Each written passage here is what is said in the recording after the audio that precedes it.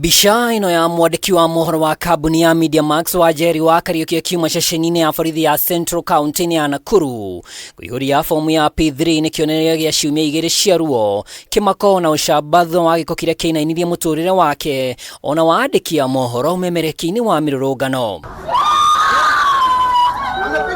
Akiaria nja wa ceceni ĩno mũrũgamĩrĩri wa IPOA gĩtarũ-inĩ kĩa RIFTVALLEY Kameme augĩte nginyagia rĩu mbica cia CCTV maratathi ma bata kuma kũrĩ County Commander wa NAIKURU ona ũnyitanĩri nĩ mamwe ma marĩa monganĩtio na mekũhũthĩka gũthagathaga ũthuthuria. We are also following up with other institutions of the government, especially the police, so that can also fast track giving us some of the documents that we require to finalize our investigations.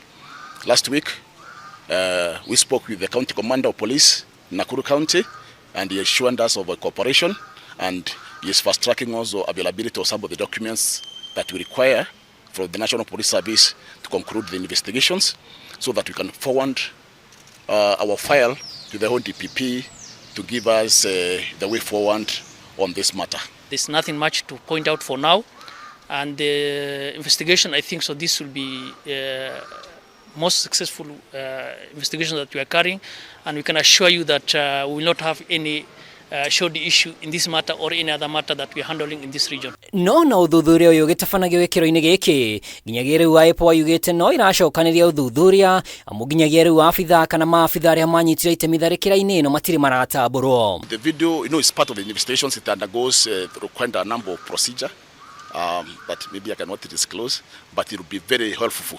The CCTV coverage that we have seen on the videos, they will go through the requisite investigative procedures for them to be admissive.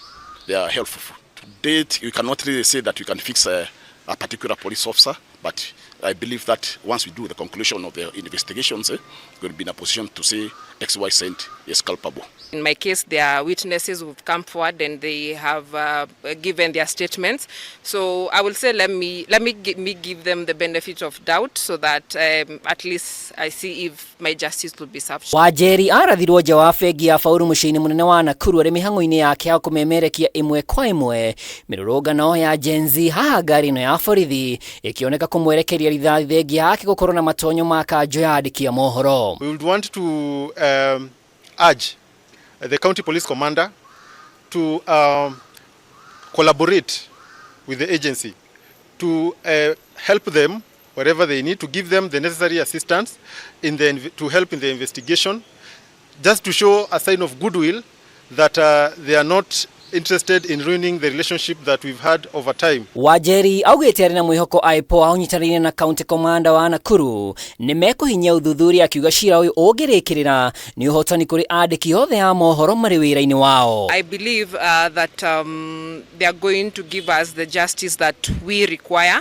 Not for me only, but for all the journalists, because I believe if I was attacked, it's on behalf of the other journalists who are in Nakuru and the country at large.